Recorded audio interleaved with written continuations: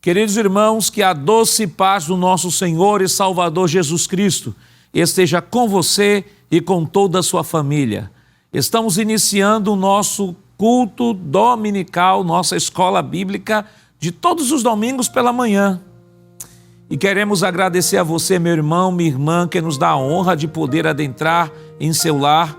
A você que neste momento está nos acompanhando através das redes sociais, aproveite este momento e compartilhe o link nos grupos de WhatsApp de seus amigos e familiares e convide-os a estar conosco nesta manhã, aprendendo a palavra do Senhor. Queremos enviar uma saudação a todos os nossos irmãos da terceira idade, sim, os nossos irmãos do programa da terceira idade, né, do PROAT, como também os pastores que sempre têm falado conosco, né, os pastores que hoje estão jubilados e que dizem que estão acompanhando o culto da escola bíblica dominical. Queremos nesse momento que vocês abram seus braços aí, ó, e recebam esse abraço gostoso aí do pastor Ailton, da irmã Judite.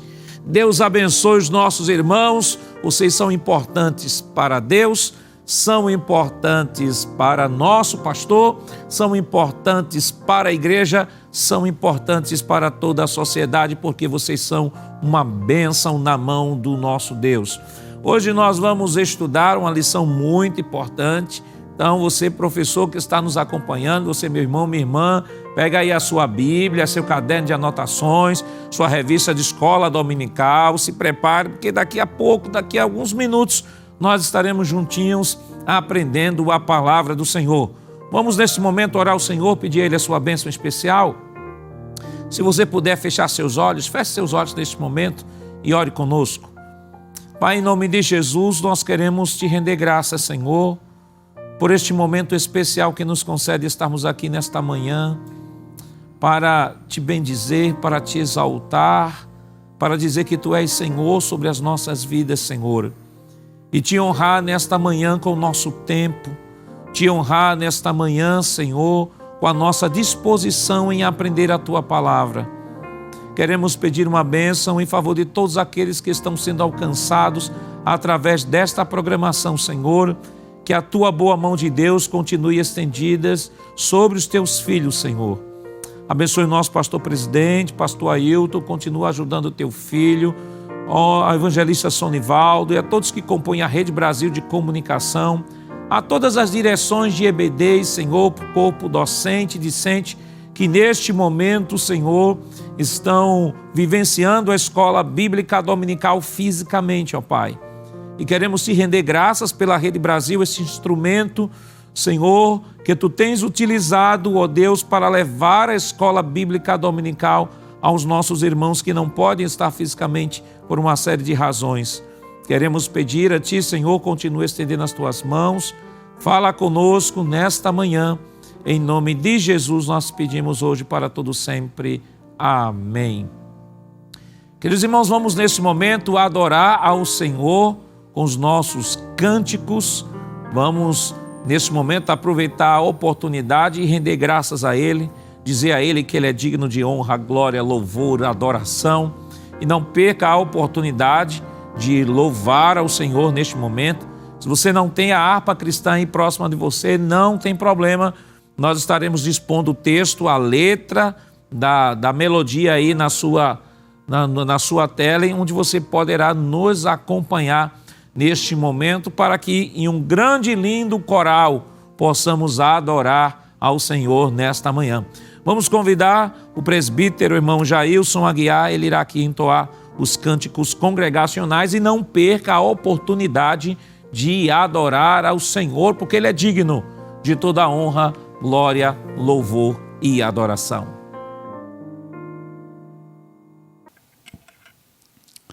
Cumprimentamos a todos com a preciosa paz do Senhor Jesus. Que bênção, que alegria pela oportunidade que o Senhor nos concede de estarmos juntos para louvar ao Senhor. Queremos também agradecer ao escalado desta manhã e convidamos a todos para abrir as suas harpas e adorar o Senhor conosco. O primeiro hino é o de número 4. Deus velará por ti.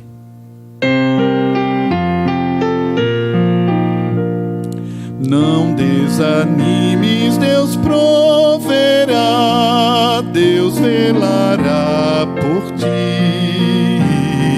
Sob suas asas te acolherá, Deus velará por ti. Deus cuidará de ti no teu viver, no teu sofrer. Seu olhar te acompanhará, Deus velará por ti. Se o coração palpitar de dor, Deus velará por ti. Tu já provaste seu terno amor, Deus velará por ti.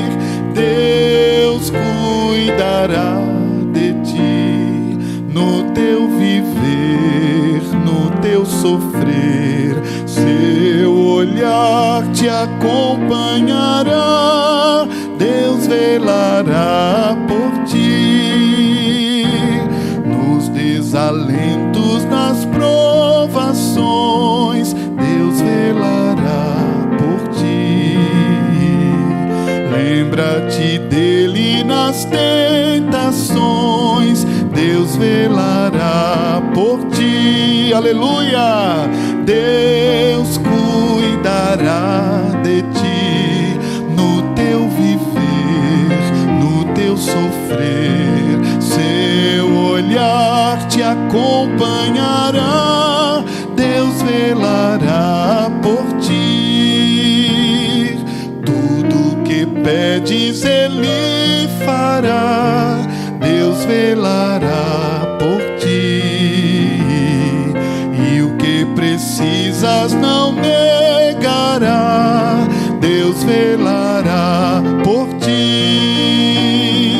Deus cuidará de ti no teu viver, no teu sofrer.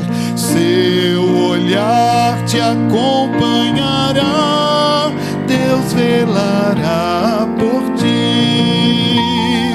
Como estiveres, não temas, vem, Deus velará por ti. Ele te entende, te ama bem, Deus velará por ti. Deus cuidará de ti no teu viver, no teu sofrer. Seu olhar te acompanhará, Deus velará por ti. Aleluia, glória a Deus. Somos alvos do cuidado do Senhor. Aleluia. Hino de número 33, amados. Ainda também este hino é uma oração. Com tua mão segura bem a minha. Glória a Deus.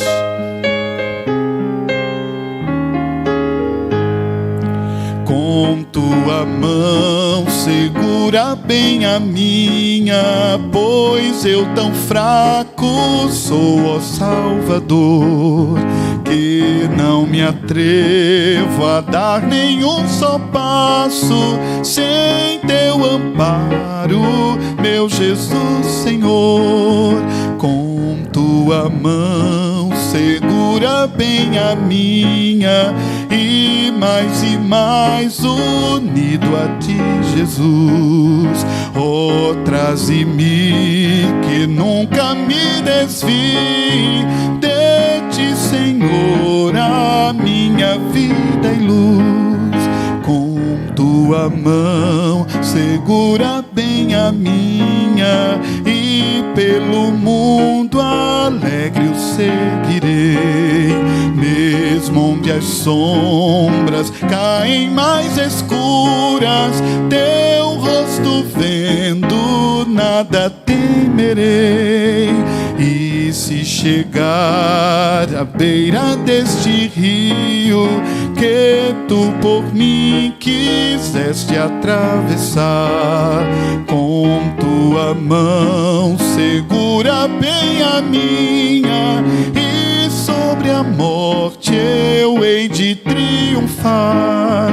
Quando voltares este céu rompendo, segura bem a minha mão, Senhor.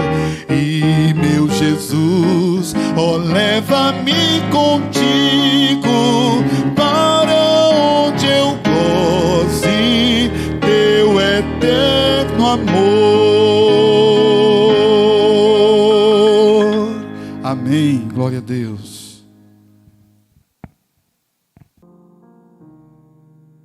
Queridos irmãos, esta semana nós estamos estudando a lição de número 8, que tem como título A Disciplina na Igreja.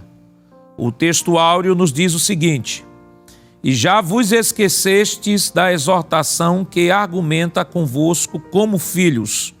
Filho meu, não desprezes a correção do Senhor, e não desmais quando por ele fores repreendido. Hebreus capítulo 12, versículo 5. A verdade prática nos diz que a disciplina cristã é uma doutrina bíblica necessária, pois permite ao crente refletir o caráter de Cristo. A nossa lição está dividida em 3 tópicos. O primeiro tópico tem como título a necessidade da disciplina bíblica. Segundo tópico, o propósito da disciplina bíblica. E o terceiro tópico, as formas de disciplina bíblica. A leitura bíblica em classe está no livro de Hebreus, no capítulo 12, versículos 5 ao 13. Vamos, neste momento, fazer a leitura bíblica em classe. Para você que não tem o texto em casa, não tem problema, nós estaremos colocando o texto agora em tela para que você possa nos acompanhar na leitura bíblica nesta manhã. Hebreus capítulo 12, versículo 5 nos diz o seguinte: E já vos esquecestes da exortação que argumenta convosco como filhos. Filho meu, não desprezes a correção do Senhor, e não desmais quando por ele fores repreendido. Porque o Senhor corrige o que ama e açoita qualquer que recebe por filho. Se suportais a correção, Deus vos trata como filhos. Porque que filho há a quem o pai não corrija? Mas, se estais sem disciplina, da qual todos são feitos participantes, sois então bastardos e não filhos. Além do que, tivemos nossos pais segundo a carne, para nos corrigirem, e nós os reverenciamos. Não nos sujeitaremos muito mais ao Pai dos Espíritos para vivermos? Porque aqueles, na verdade, por um pouco de tempo nos corrigiam como bem lhes parecia, mas este, para nosso proveito, para sermos participantes da sua santidade. E, na verdade, toda correção ao presente não parece ser de gozo, senão de tristeza, mas depois produz um fruto pacífico de justiça nos exercitados por ela. Portanto, tornai a levantar as mãos cansadas e os joelhos desconjuntados, e fazei veredas direitas para os vossos pés, para que o que manqueja, se não desvie inteiramente, antes seja sarado. Amém. Queridos irmãos, vamos nesse momento orar ao Senhor, pedir a sua bênção especial neste momento. Oremos.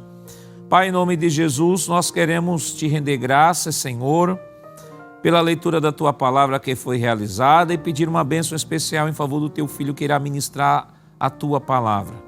Continua estendendo as tuas mãos. Nesta manhã, fala aos nossos corações. Nos ajuda, Senhor, não só a apreender, Senhor, o que será ensinado, mas a colocar em prática em nossas vidas. Em nome de Jesus, nós pedimos hoje para todo sempre. Amém. Queridos irmãos, nesse momento nós vamos adorar ao Senhor com os nossos dízimos e ofertas para a manutenção do seu trabalho e convidamos o auxiliar e professor irmão Jonas Santana para proceder aqui com a oração pelos dizimistas e ofertantes.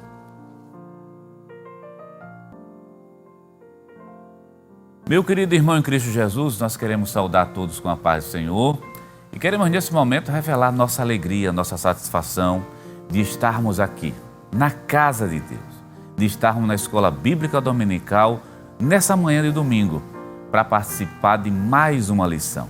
E querido irmão em Cristo Jesus, nós chegamos num momento muito bom do nosso culto, que é um momento também de adoração.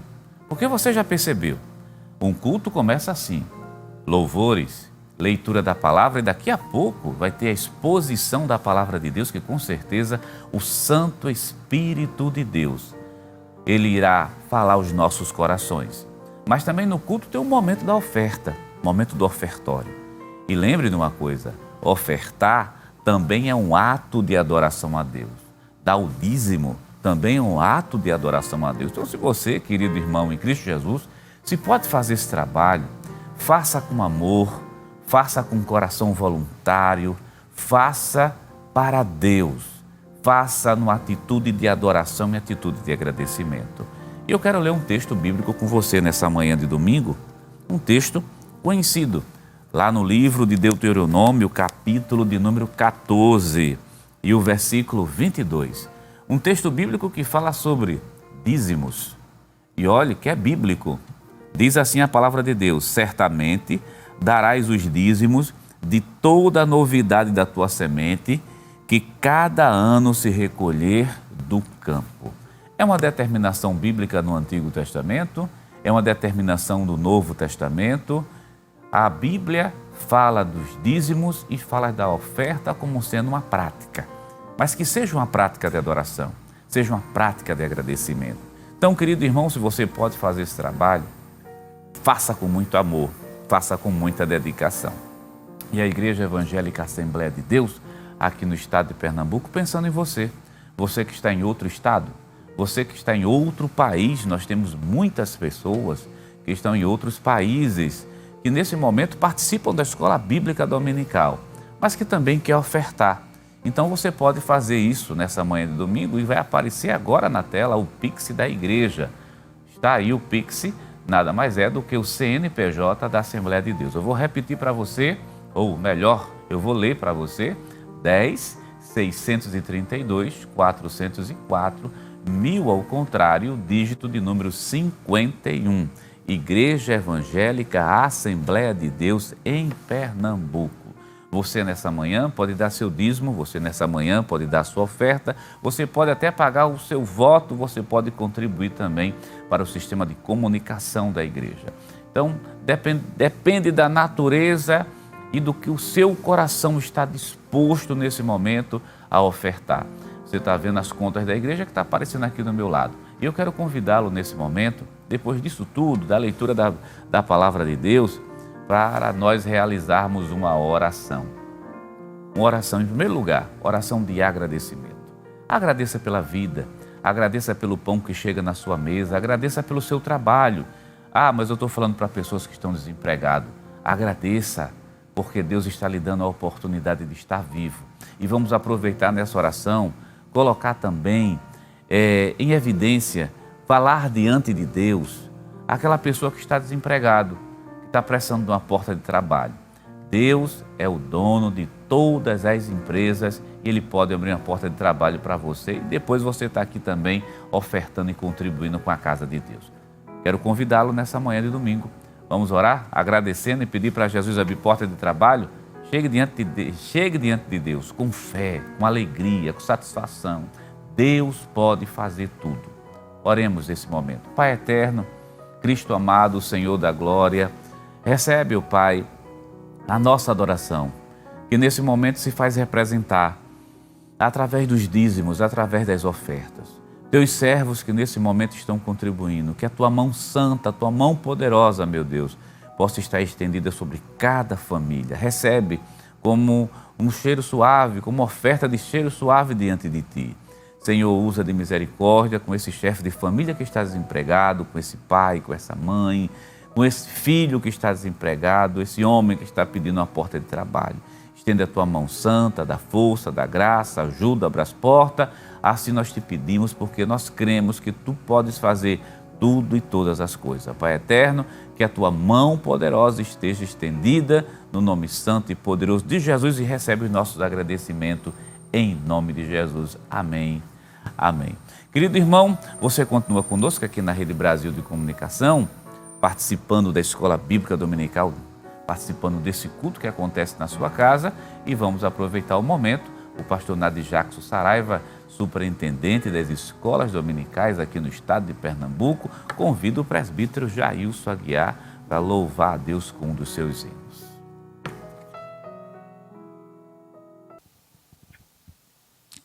Amém, meus irmãos. Vamos louvar ao Senhor. Hino de número 153 da nossa harpa cristã, Soldados de Cristo.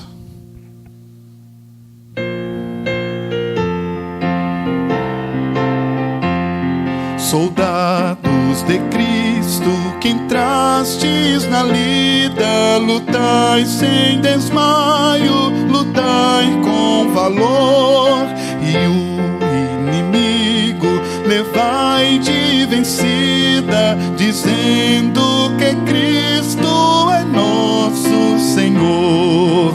Soldados de Cristo, marchai sempre avante, levando a destra as armas da luz, as almas perdidas, buscai triunfantes, e prestes levai-as a Cristo Jesus. Peleja, ó crente, a santa peleja, prossegue avante por Cristo Jesus, e sê muito valente, na frente estejas, dizendo que Cristo morreu numa cruz. Soldados de Cristo, marchai sempre avante, levando a destra as armas da luz, as almas perdidas, buscai triunfantes, e prestes levai-as a Cristo Jesus. A aurora se acerca do dia faustoso, em que prêmio terão a fé e o valor, e nele Jesus galardão grandioso dará a qualquer que sair vencedor. Soldados de Cristo, marchai sempre avante, levando a destra as armas da luz, as almas perdidas, buscai triunfantes, e prestes levai-as a Cristo Jesus. Amém.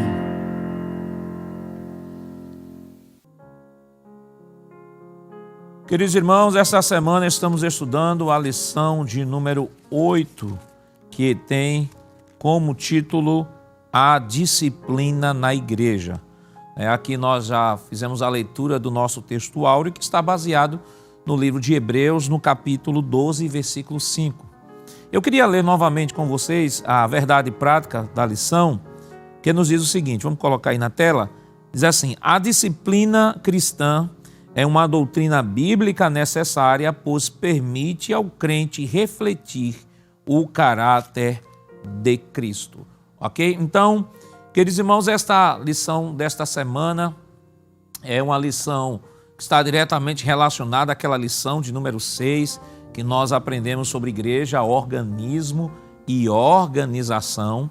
E quando aprendemos de que a igreja não é apenas o organismo, o corpo espiritual de Cristo, ou como alguns chamam, o corpo místico de Cristo, a igreja também possui o seu aspecto de organização. É um organismo organizado. E quando comentamos ali, quando aprendemos ali naquela lição sobre organização, aprendemos que a igreja, entre outras coisas, ela possuía um dia de culto, ela era uma igreja que tinha oficiais, sim, tinham presbíteros, diáconos, evangelistas. Nós aprendemos também que a igreja possuía disciplina, que um organismo ele precisa ser disciplinado, ele precisa ser organizado. E esta semana estamos tratando desse aspecto que não só mostra o aspecto da igreja enquanto organismo, pois a finalidade da disciplina é promover a santidade de Deus no caráter da igreja, mas também nós veremos que um dos objetivos, quase que não sai, um dos objetivos é também frear o pecado, permitir que esse organismo ele possa funcionar normalmente dentro dos parâmetros que Deus estabeleceu para a sua igreja. E eu queria ler com você, neste momento, a introdução de nossa lição. Eu queria que, por favor, colocasse na tela a introdução de nossa lição, que nos diz o seguinte: nesta lição estudaremos sobre a prática da disciplina na igreja. Embora seja muito necessária, a disciplina como prática da igreja vem sendo esquecida e negligenciada por muitos. Ora, uma igreja que não corrige seus membros perdeu a sua identidade, não passando de um mero grupo social. O resultado disso são igrejas fracas, anêmicas e sem testemunho cristão. Por isso, o nosso assunto da disciplina cristã como um processo formativo do caráter cristão nas modalidades corretiva e formativa. Volte aqui. Então, observe, estamos falando sobre disciplina na igreja. Existem igrejas que já não disciplinam seus membros porque têm um conceito equivocado sobre o amor. Há pessoas que pensam que o amor de Deus, ele, na sua prática, ele permite que vivamos na nossa vida de pecado, ou Deus nos aceita da maneira que somos e quer que fiquemos da maneira que somos. Não, de forma alguma. A disciplina bíblica é justamente o instrumento através do qual a igreja do Senhor promove essa santidade na igreja local. Alguns, por não entenderem nesta relação, e nós vamos ver por que a necessidade da disciplina na igreja, porque algumas pessoas não conseguem compreender que a disciplina está diretamente ligada não só à identidade da igreja local, mas à reprodução desta identidade a partir do caráter de Cristo. Então, existem grupos por aí que acabam, ao invés de serem igrejas, são meros grupos sociais, como o próprio autor falou, né? São aglomerações de pessoas em que vêm, se reúnem, mas continuam vivendo as mesmas práticas. A igreja, ela recebe sim, o convite a todos: vinde a mim, todos vós que estáis cansados e oprimidos, eu vos aliviarei, Mateus 11, 25 em diante. Isso é fato, né? Jesus chama a todos que estão cansados e sobrecarregados. Entretanto, ao chegar a Jesus, Jesus disse: se alguém quiser vir após mim, negue-se a si mesmo, tome sua cruz e siga-me. Jesus desperta as pessoas a fazerem uma autoanálise, estão cansadas, querem libertação desse fardo que o pecado é capaz de promover em vocês. Venham a mim que eu vou aliviar vocês, que eu vou dar socorro a vocês, que eu vou libertar a cada um de vocês. Entretanto, aqueles que vêm a Jesus precisam compreender de que para viver com Jesus não se pode viver da mesma maneira que vivia antes de conhecê-lo. É preciso, acima de tudo, renúncia, negue-se a si mesmo.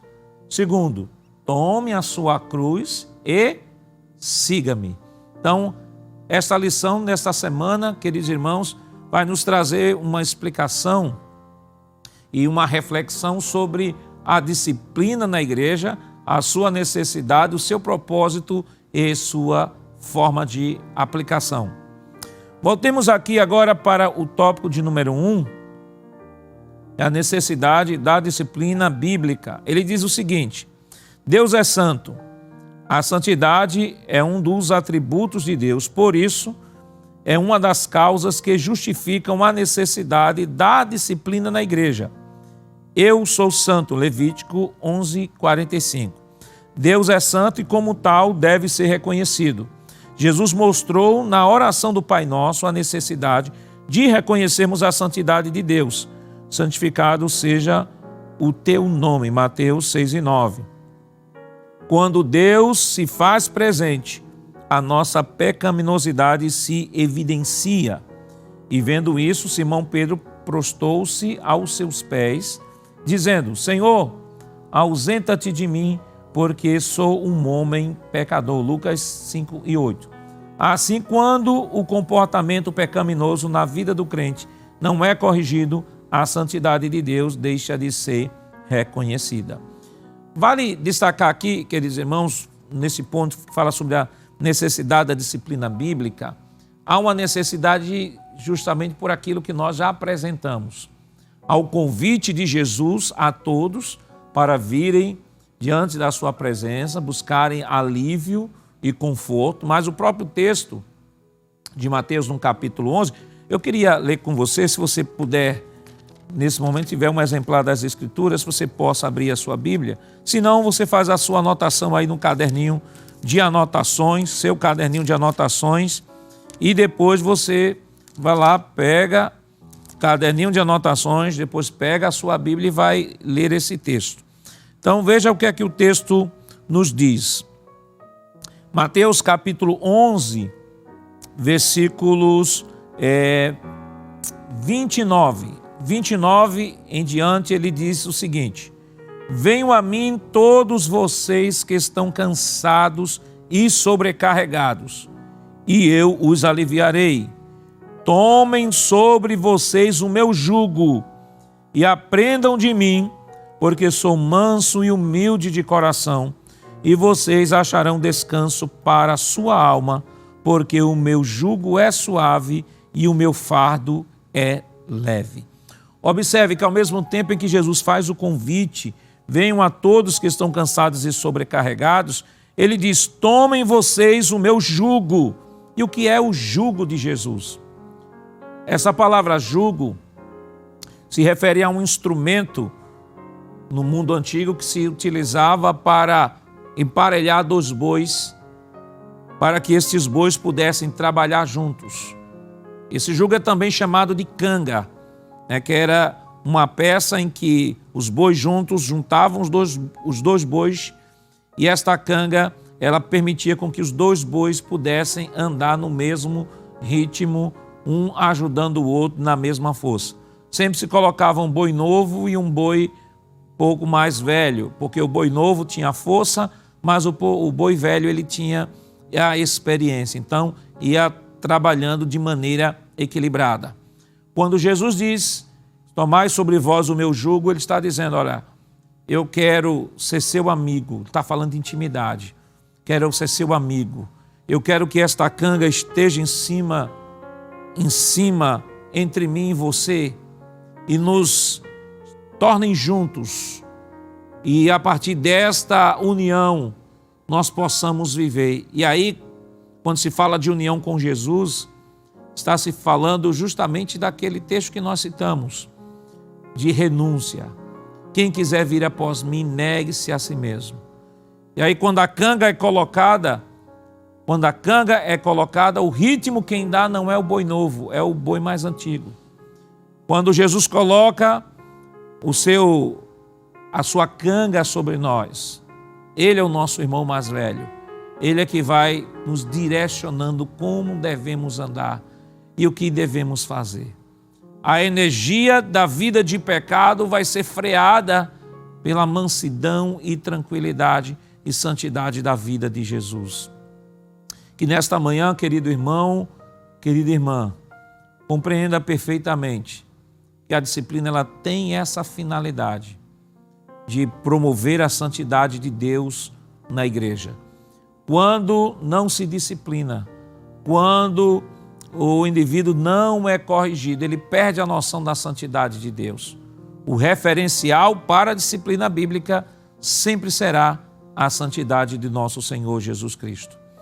Vamos agora para o próximo tópico. A igreja é santa. A igreja é santa. O autor diz o seguinte: Deus é santo e a igreja também deve ser. Sede santos, porque eu sou santo. 1 Pedro 1,16. Ao formar seu povo, tanto na antiga como na nova aliança, o desejo do Senhor é que ele fosse um povo separado. Na verdade, a palavra grega hagios, traduzida como santo, possui o sentido de separado, consagrado. Ou seja, ao mesmo tempo em que aprendemos que o nosso Deus é santo, nós aprendemos também que a igreja do Senhor também é santa. Observe o texto de 1 Coríntios, eu queria que você pudesse, se não tiver com a escritura aí, você anote para depois ir lá verificar na escritura o que nós estamos falando. 1 Coríntios capítulo 1, versículo 1, que diz o seguinte: Paulo, chamado pela vontade de Deus para ser apóstolo de Jesus Cristo, e o irmão Sóstenes, a igreja de Deus que está em Corinto. Primeiro ele fala a igreja de Deus que está em Corinto, a igreja de Deus, ou seja, a igreja que pertence a Deus. A igreja que pertence a Deus, que está em Corinto, aos santificados em Cristo Jesus. E aqui ele fala, quando ele diz aos santificados em Cristo Jesus, ele está falando que esta igreja é santa. E aqui nós estamos falando de santificação posicional, que é aquela santificação que é declarada por Deus à sua igreja por conta da fé da igreja no seu Filho Jesus Cristo. E aí, como Isaías 53, ele levou sobre si as nossas dores, o castigo que nos traz a paz estava sobre ele, e por suas pisaduras nós fomos sarados. É por isso que a igreja é declarada santa.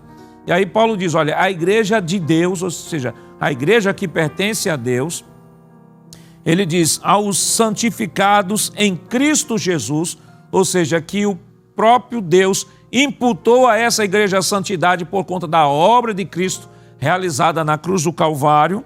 Aí ele continua dizendo o seguinte: chamados para ser santos, ou seja, a igreja pertence a Deus, a igreja é de Deus, ou seja, pertence a Deus, a igreja é santa, mas também é chamada para ser santa. E aí quando Paulo diz é chamada para ser santa, ele está falando de uma santificação progressiva, ou seja, todos em Cristo Jesus são santos, todos em Cristo Jesus são santos, porque em Cristo, a nossa fé em Cristo fez com que Deus imputasse em nós a sua justiça satisfeita na cruz, e fomos declarados santos. Não só somos declarados santos por Deus, mas somos conclamados a viver uma vida de santidade.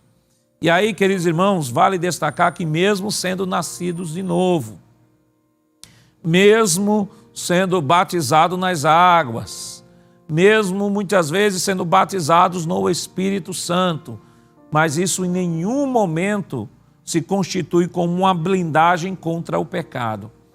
Então nós precisamos compreender de que há uma necessidade da disciplina bíblica, porque em primeiro lugar Deus é santo, em segundo, se a igreja é de Deus, a igreja não é só declarada santa, mas Paulo diz, a igreja precisa viver uma vida de santidade, ou seja, chamados para ser santos. Ele diz, com todos os que em todos os lugares invocam o nome do Senhor Jesus Cristo, santo deles e nosso.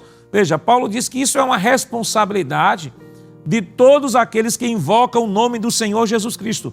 E aqui a ideia de invocar não é apenas a ideia de chamar o nome de Jesus. Aqui está falando de identidade, porque ele disse que a igreja é santa, e a igreja é santa posicionalmente, e a igreja é santa no sentido de processo. A igreja não só tem uma nova posição agora em Cristo Jesus, mas Paulo diz, esta posição precisa ser mantida. E como ela é mantida? Através da perseverança, da observância dos princípios, daquilo que nós chamamos também, porque disciplina, o sentido de disciplina também, ela tem um sentido educacional. Nós temos a chamada disciplina disciplina no seu aspecto pedagógico e educacional, que é a disciplina que é ensinada e que é ministrada a partir do momento em que o ensino é repassado à igreja. Ou seja, quando aqui, por exemplo, nós estamos falando sobre a disciplina na igreja, os irmãos, por meio deste ensinamento, estão recebendo a disciplina no seu aspecto pedagógico, né, do seu aspecto preventivo, ou seja, a exposição de todo o assunto das Escrituras também é considerado como uma disciplina preventiva. E aí, se mesmo após a ministração, algum membro da igreja insiste na prática do pecado, então entra em ação a chamada disciplina corretiva. Então nós temos a disciplina preventiva, que é decorrente da exposição da palavra, à medida que estamos ensinando e mostrando os diversos exemplos nas Escrituras. Nós estamos levando os nossos irmãos a compreenderem, a abandonarem a prática do pecado, a abandonarem os vícios, a viver uma vida de santidade, mas que, se esta disciplina, ainda assim, mesmo sendo exposta, mesmo sendo ensinada, o indivíduo não consegue e acaba vivendo deliberadamente na prática do pecado, então entra a necessidade da disciplina corretiva. Ok? Então nós vamos agora para o terceiro subtópico de nossa lição, quando ele diz o seguinte: quando a igreja não disciplina, este é um grande problema.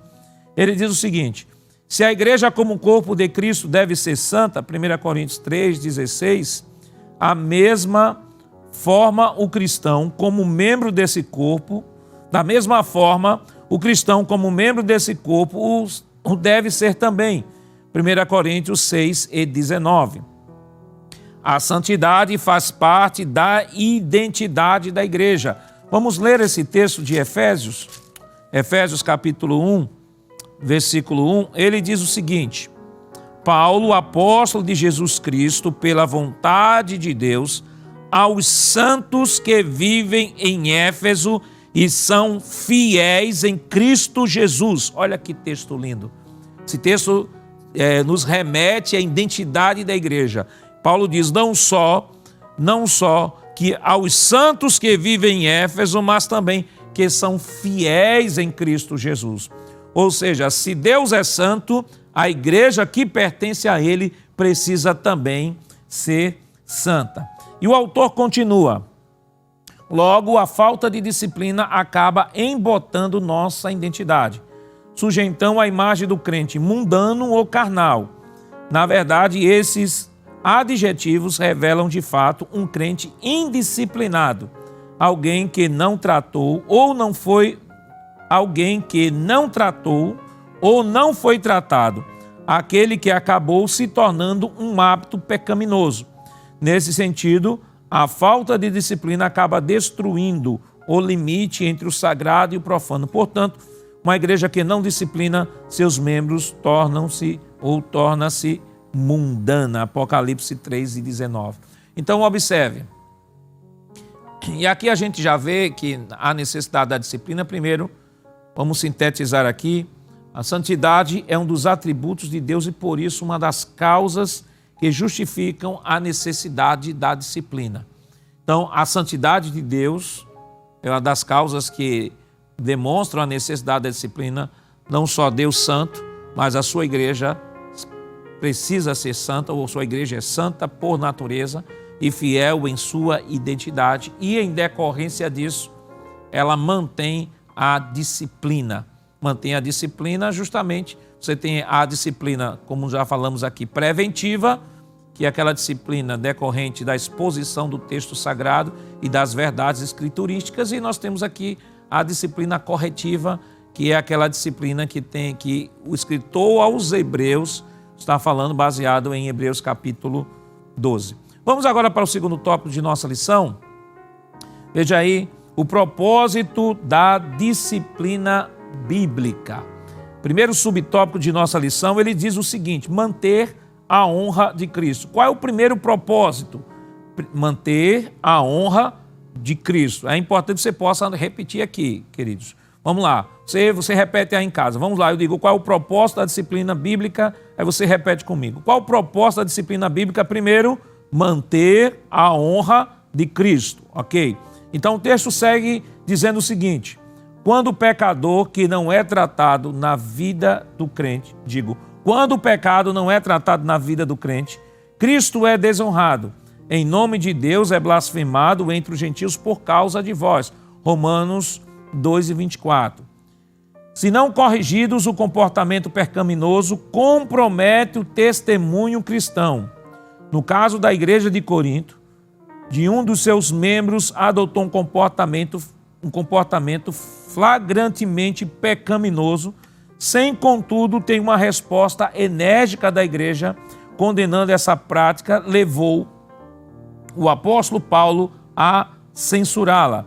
1 Coríntios capítulo 5, versículo 2. Não é possível alguém adotar um comportamento pecaminoso sem que, com isso, incorra em julgamento divino. Observe, o apóstolo Paulo, em 1 Coríntios capítulo 5, ele fala de um caso escandalosíssimo na igreja de Corinto, e que Paulo ficou extasiado com aquela situação, tanto que ele diz no primeiro versículo, veja o que é que ele diz, 1 Coríntios capítulo 5, versículo 1, ele diz assim: ouve-se por aí que entre vocês existe imoralidade tal como não existe nem mesmo entre os gentios, isto é, que alguém se atreva a possuir a mulher de seu próprio pai. Veja, isso era um escândalo terrível na igreja de Corinto. Um rapaz estava possuindo a mulher do seu próprio pai. Paulo tomou conhecimento desta informação e fez o confronto com a igreja, ou com os líderes ali da igreja local. Será que vocês não estão vendo isso aí? Será que vocês não se incomodam em saber que entre vocês tem um camarada que está praticando um ato que nem entre os ímpios se nomeia? Aí Paulo, no versículo 2 de 1 Coríntios, eu estou lendo aqui na Nova Almeida Atualizada, de repente você, meu irmão, minha irmã, tem uma versão diferente dessa aqui. Isso eu não estou, o que o pastor está lendo aí, eu não estou acompanhando aqui, mas está diferente, não tem problema. É a versão de sua Bíblia, entendeu? Não tem problema. Ambas, embora estejam com versões diferentes, mas o sentido geral é o mesmo sentido, ok? Então veja só o que o texto do versículo 2 nos diz.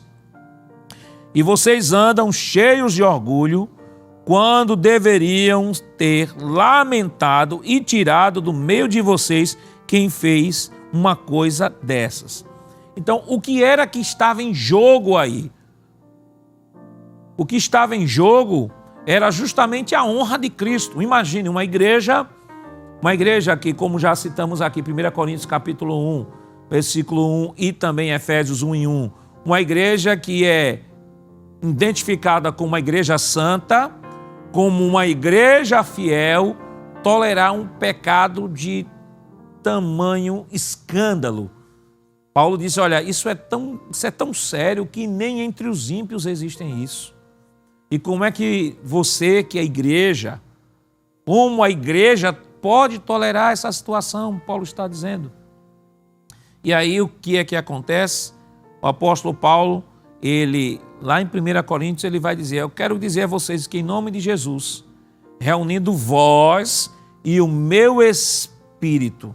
Veja, Paulo, ele não toma uma decisão unilateral, porque nós sabemos e temos aprendido com o nosso pastor de que a disciplina, quem disciplina o membro da igreja é a igreja. É claro que os oficiantes ou os líderes da igreja, né, os presbíteros, os pastores, os evangelistas e pastores, são eles que fazem têm autorização da igreja de fazer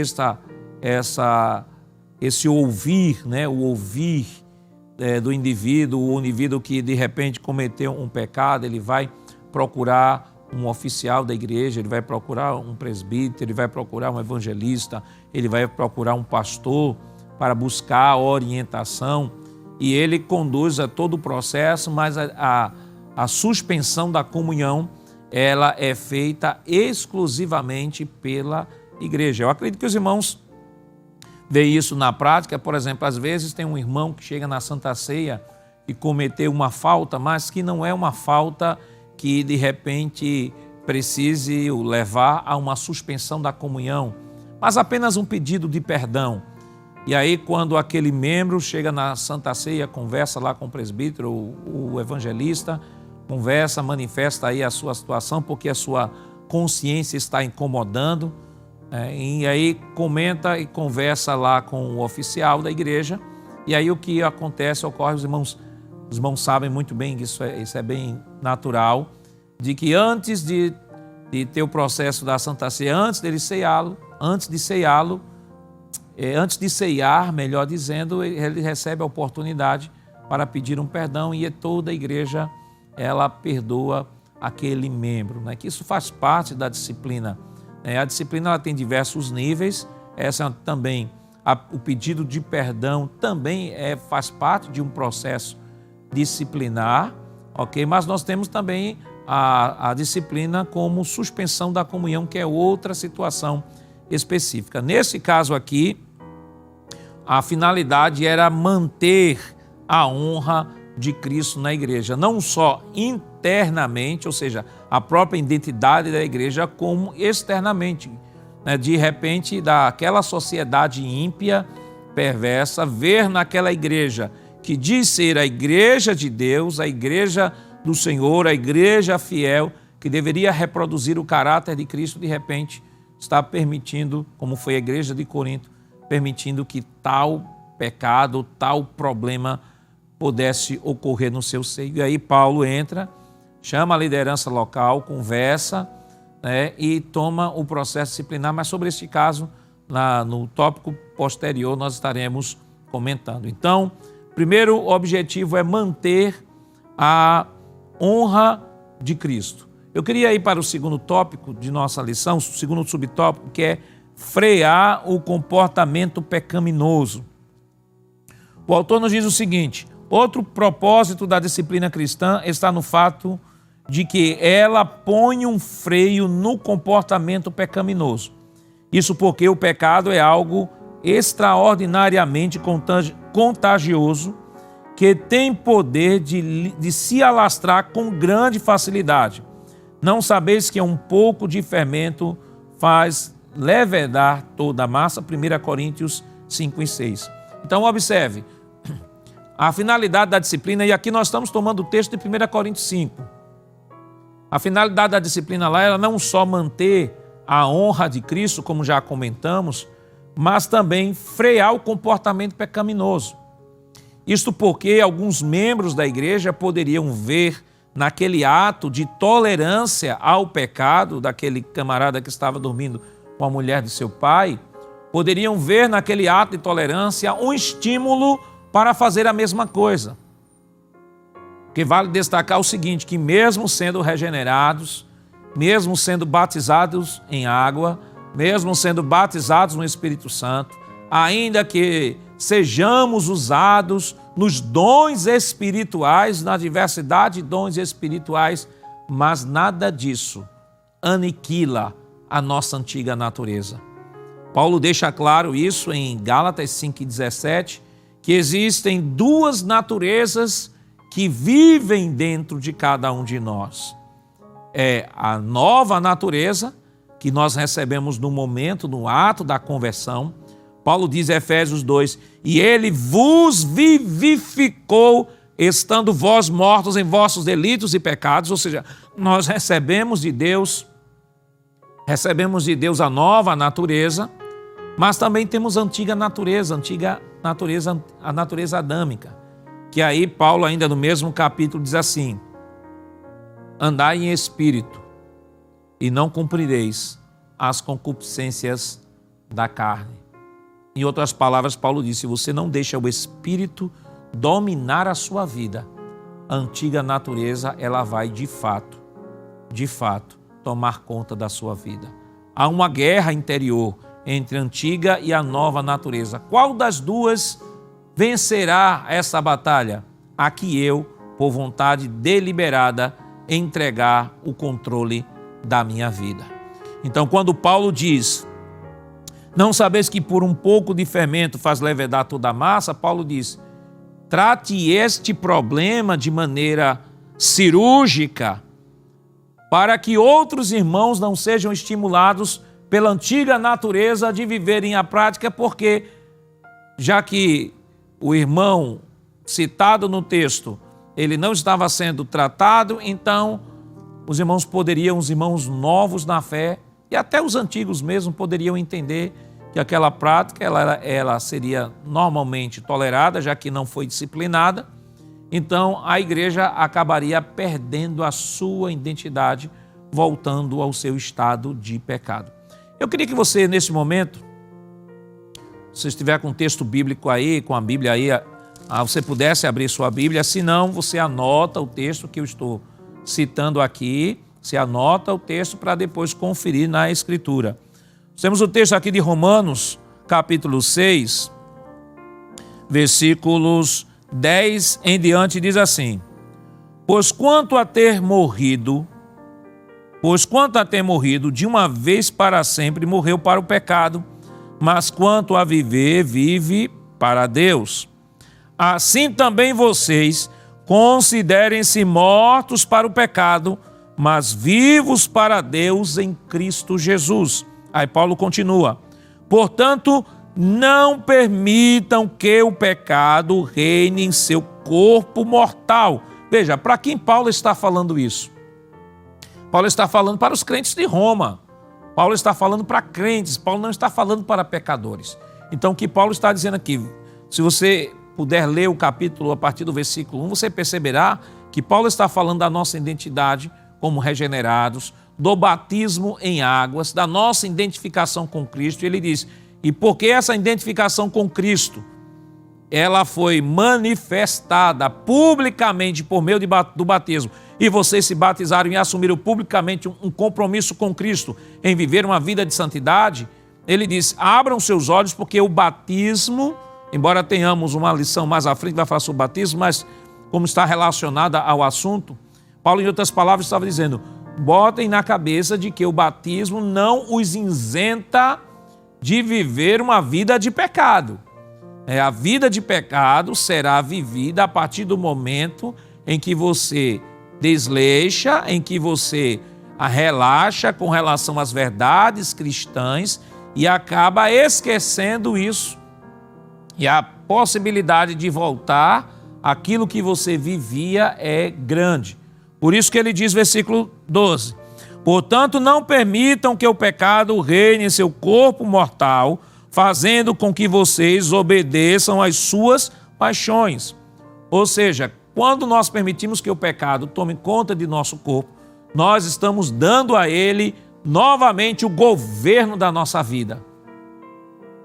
Os irmãos estão lembrados quando Paulo, em Romanos capítulo 8, versículo 3, Paulo nos diz de que a lei do Espírito de vida nos libertou da lei do pecado e da morte. Então, se nos libertou da lei do pecado e da morte, nós estamos livres. Paulo diz: agora, se estamos livres, não vá pegar a sua vida e colocar novamente nas mãos do pecado, porque você agora está livre e você agora vive para a glória de Deus. Queridos irmãos, vamos neste momento agora para o terceiro subtópico de nossa lição, que ele diz o seguinte: primeiro nós falamos que o propósito da disciplina bíblica, eu quero que você aí em casa repita comigo, propósito da disciplina bíblica. Vamos lá, qual é o primeiro propósito? Manter a honra de Cristo. Qual o segundo propósito? Frear o comportamento pecaminoso. E qual o terceiro propósito? Vamos lá, 1, 2, 3. Não tolerar a prática do pecado. Ou seja, não é só manter a honra de Cristo, não é só frear o comportamento pecaminoso, mas é também não tolerar a prática do pecado. Eu quero, por favor, que coloque em tela aí o terceiro tópico de nossa lição. Ele nos diz o seguinte: em 1 Coríntios 5, o apóstolo Paulo censura os coríntios porque não estavam adotando a medida alguma contra a prática do pecado por parte de um dos seus membros. 1 Coríntios 5, 1 e 2, o texto que nós já lemos. A consequência disso é que esse pecado acabaria enfraquecendo a igreja, pois uma igreja que não pratica a disciplina bíblica fatalmente fracassará. Nesse sentido, não se pode tolerar a prática do pecado ou comportamento pecaminoso na igreja, nem fora dela. E aí o versículo de Apocalipse 2:20 que diz: mas tenho contra ti o tolerares que Jezabel, mulher que se diz profetiza, ensine e engane os meus servos para que se prostituam e comam dos sacrifícios da idolatria. Uma coisa que é importante que seja pontuado aqui, queridos irmãos, nós estamos falando sobre disciplina. Então, disciplina, falamos da disciplina preventiva, que é aquela disciplina que ela é administrada no momento da exposição da palavra, né? Os irmãos estão aprendendo, estamos falando de exemplos que as Escrituras nos trazem sobre esse tipo de disciplina que lastra aí essa disciplina preventiva, e temos também a disciplina corretiva, que é o texto específico que nós estamos tratando e que praticamente é o exemplo deste segundo tópico, né? 1 Coríntios capítulo 5. Uma coisa que é importante pontuar é o seguinte: a disciplina ela é administrada pela igreja. Repita comigo: a disciplina é administrada pela igreja. Logo, eu não posso me autodisciplinar. Às vezes existem pessoas que cometem uma falha, cometem uma fraqueza, e aí sabem que aquele tipo de fraqueza cometida é passível sim de uma suspensão da comunhão. E aí algumas pessoas acabam dizendo o seguinte: olha, se eu procurar a liderança da igreja, eu vou ser afastado por 3 meses, a depender da situação, ser afastado por 3 meses, e nesses 3 meses eu vou ficar impedido de participar da ceia e de minhas atividades na igreja. Aí o que é que acontece? Aí algumas pessoas acabam dizendo o seguinte: então vou fazer o seguinte, eu vou passar 3 meses sem ceiar, vou passar 3 meses sem ceiar, 3 meses sem ir na igreja. Muitas vezes passa a informação de que está muito ocupado, está com muito trabalho, ou às vezes até viaja, faz a autodisciplina, e aí depois de 3 meses a pessoa volta, se integra novamente à igreja, achando que de fato esta disciplina, essa sua autodisciplina, de repente resolveu o seu problema, e não resolveu. Ao contrário, complicou ainda mais a sua situação.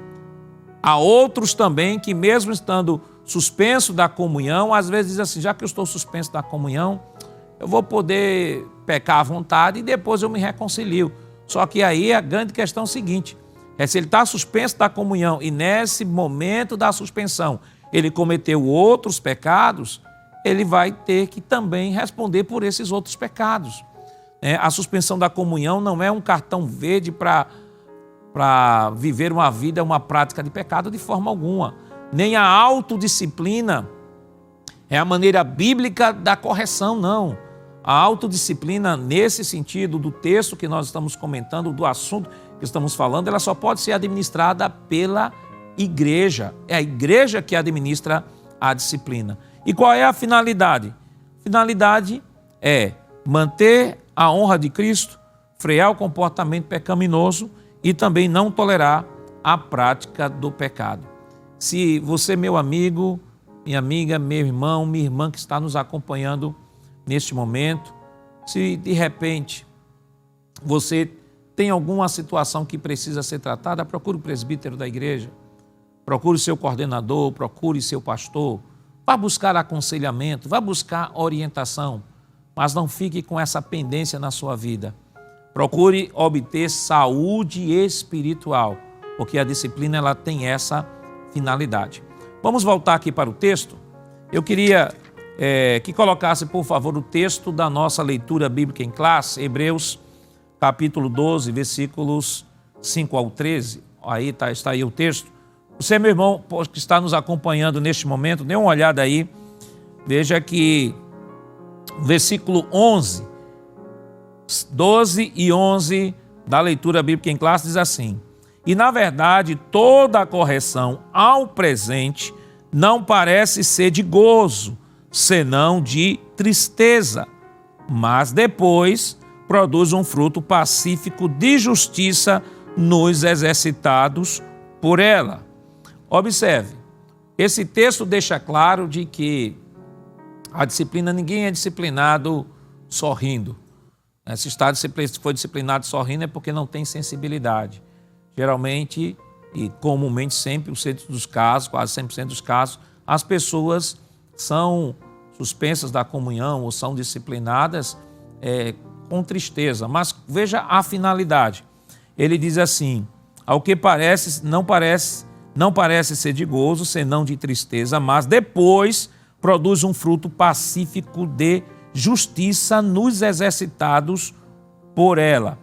Observe, o versículo 10 do mesmo texto, veja aí o texto, versículo 10, queria que colocasse em tela, diz assim, porque aqueles, na verdade, por um pouco de tempo, nos corrigiam, como bem lhes parecia, mas este, para nosso proveito, para sermos participantes da sua santidade. Ou seja, a finalidade aqui em Hebreus mostra, não só sermos participantes da sua santidade, mas também que haja uma produção de fruto pacífico de justiça quando nos submetemos a essa disciplina. Vamos agora para o terceiro tópico de nossa lição, nosso tempo já está indo embora.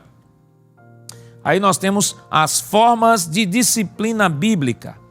Primeiro, a disciplina como modo de correção. Ele diz, as Escrituras mostram a necessidade de sermos corrigidos. A correção contribui para o crescimento e formação do caráter cristão. Porque que filho há a quem o pai não corrija? Hebreus 12, 7. Todos os crentes, de alguma forma, tiveram a necessidade de ser corrigidos em algum momento. Se alguém não é corrigido, quando erra, então, segundo a Bíblia, trata-se de um bastardo e não filhos. Então, primeiro, a disciplina como modo de correção, e nós já comentamos aqui, principalmente o texto que nós citamos agora há pouco, Hebreus capítulo 12, versículos 10 e 11, mostra que essa correção tem como finalidade não só participarmos da santidade de Deus, mas também de produzir frutos de justiça, aqueles que por ele são exercitados, ou seja, é preciso que o indivíduo se submeta de fato à disciplina, né? Porque algumas pessoas às vezes não reconhecem a disciplina, às vezes não querem se submeter e não adianta se não se submete, porque os frutos não poderão ser produzidos porque o objetivo geral da disciplina não está sendo alcançado. Segundo subtópico, do terceiro tópico, ele diz o seguinte, a disciplina como forma de restauração. A palavra grega cartatizo, traduzida aqui como encaminhar e o tal, significa, na verdade, restaurar.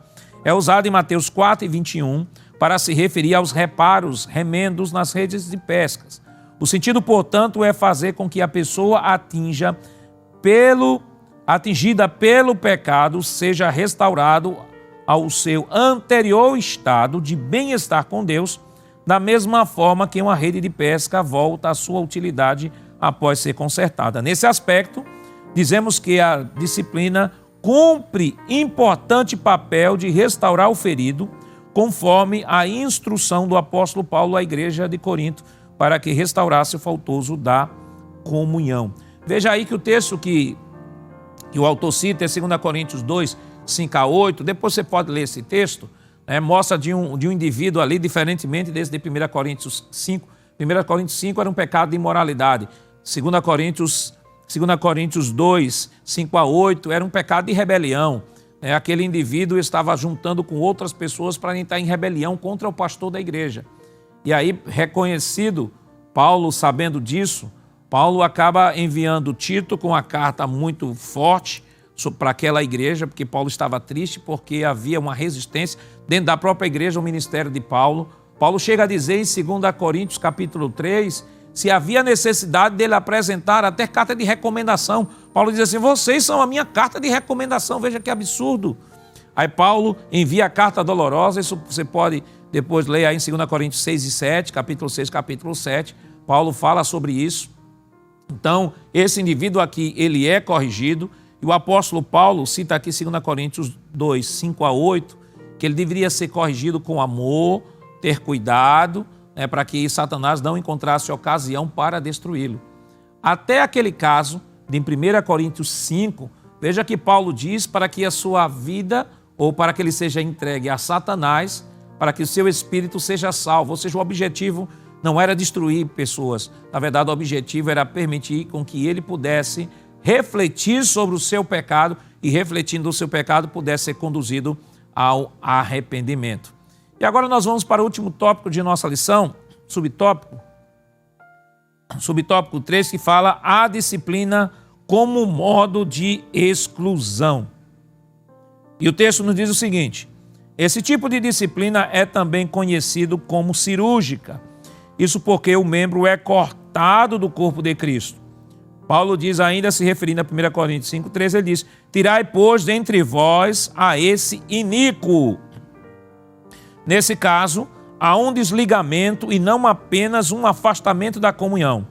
Em verdade vos digo que tudo que ligares na terra será ligado no céu, e tudo que desligares na terra será desligado no céu. Mateus 18:18. Assim, o indivíduo perde a condição de membro pelo desligamento, já que o Senhor disse que ele passa a ser considerado gentio e publicano. Mateus 18:17. Esse desligamento corta o vínculo da comunhão entre o membro e a igreja. Não há, portanto, mais vínculo entre o crente excluído para esse processo disciplinar e a igreja do qual ele fazia parte. Há pessoas que às vezes não conseguem compreender a finalidade da igreja, a finalidade da disciplina na igreja, e acham, eu já vi até alguém dizer assim que Paulo foi muito duro ao fazer isso. Na verdade, veja que Paulo diz, você depois pode ler o capítulo 5 de 1 Coríntios, Paulo diz: eu já disse a vocês que não vos associasseis com os impuros, não os impuros deste mundo, senão vocês teriam que sair do mundo, mas com aqueles que, dizendo-se cristão, for. Era o caso desse rapaz. Paulo diz que ele não era crente, ele estava na igreja, gozando da comunhão da igreja, gozando dos acessos que tinha na igreja, mas Paulo diz: esse camarada não é crente. E por isso Paulo orienta a igreja e, juntamente com a igreja, exclui o indivíduo do rol de membro. Alguém às vezes diz que Paulo foi muito duro, mas você não pode valorar uma atitude paulina, principalmente num texto como esse, que é um texto normativo, que é um texto que descreve doutrina. Se você for questionar a autoridade de Paulo e a aplicação disciplinar de Paulo nesse caso, você está questionando a autoridade da inspiração das Escrituras. O que precisa ser mudado não é a Bíblia, o que precisa ser mudado é, se porventura você tem alguma dificuldade em entender esse texto, é mudar a sua mente. Porque pelo fato de não aceitarmos o texto como ele está, isso já mostra que há uma fragilidade tamanha na nossa fé. Então o apóstolo Paulo orienta que o indivíduo seja excluído, mas observe o que é que ele diz no texto. Ele diz: olha, ele seja entregue a Satanás, mas para que seu espírito seja salvo no dia do Senhor. Entregar a Satanás aí é tirar ele da comunhão da igreja, botar ele para fora da igreja. A igreja não tem mais responsabilidade sobre ele. Ele não quer viver na prática do pecado, deixa ele viver na prática do pecado, para que as próprias consequências do pecado que ele cometeu possa levá-lo ao arrependimento. Ele possa se conscientizar do que fez, possa se arrepender e no dia do Senhor ele possa, juntamente com a igreja que ele fazia parte, ser arrebatado a encontrar com o Senhor nos ares. Então, queridos irmãos, vamos fazer uma rápida revisão aqui. Eu queria, por favor, que colocasse em tela aí a sinopse 1 do texto, que está na página 57. Então, queridos irmãos, vamos ver a sinopse 1 aí, que é o resumo do primeiro tópico. E qual é o resumo do primeiro tópico? Santidade é um dos atributos de Deus e, por isso, é uma das causas que justificam a necessidade da disciplina na igreja. Temos aí a síntese também do tópico 2, sinopse 2, que nos diz o seguinte: o propósito da disciplina cristã está no fato de que ela mantém a honra de Cristo na conduta do crente e põe um freio no comportamento pecaminoso. E a sinopse do terceiro tópico é o seguinte: a disciplina faz com que a pessoa atingida pelo pecado seja restaurada ao seu anterior estado de bem-estar com Deus. Então, queridos irmãos, que Deus em Cristo nos abençoe nesta manhã. Foi um prazer estar aqui com os irmãos. Esperamos a todos no próximo domingo, neste mesmo horário, onde estaremos estudando uma lição também maravilhosa, a lição que tem como título O Batismo, a Primeira Ordenança da Igreja. Vamos, nesse momento, orar ao Senhor, agradecer por tudo quanto Ele nos concedeu nesta manhã. Se você puder fechar seus olhos, ore neste momento conosco. Pai, em nome de Jesus, nós queremos te render graças, Senhor, pela oportunidade que nos concedeste de estarmos aqui nesta manhã, aprendendo a Tua Palavra. Queremos pedir, Senhor, uma bênção sobre aquele Teu filho, ó Pai, que porventura cometeu algum deslize e que está precisando ser tratado pela Tua igreja, ó Pai.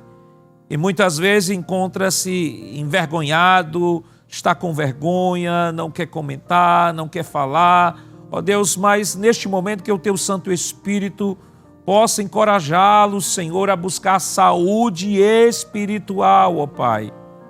Abençoa aqueles, Senhor, que estão passando por esse processo, Senhor, de afastamento da comunhão. Os Teus filhos, ó Pai, que de maneira voluntária reconheceram seu erro, estão, Senhor, passando pelo processo para gerar santidade, Senhor, em sua vida, ó Pai, e corrigir o curso, Senhor, de suas vidas em Cristo Jesus.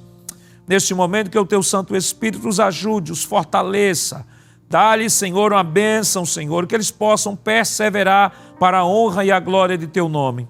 Continua abençoando o nosso pastor presidente, pastor Ailton, Senhor, evangelista Sonivaldo e a todos que compõem a Rede Brasil de Comunicação, todas as direções de EBD, Senhor, corpo discente, corpo docente, que a Tua mão de Deus continue estendida sobre o Teu povo. Em nome de Jesus, nós pedimos hoje para todo sempre. Amém. Não saia daí, não desligue a sua TV, nós temos uma programação especial pensada exclusivamente para você.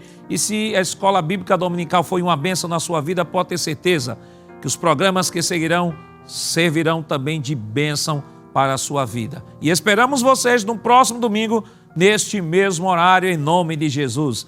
E que a graça do nosso Senhor Jesus Cristo, o amor de Deus nosso Pai, a comunhão do Seu Santo Espírito estejam com todos hoje para todos sempre. Amém.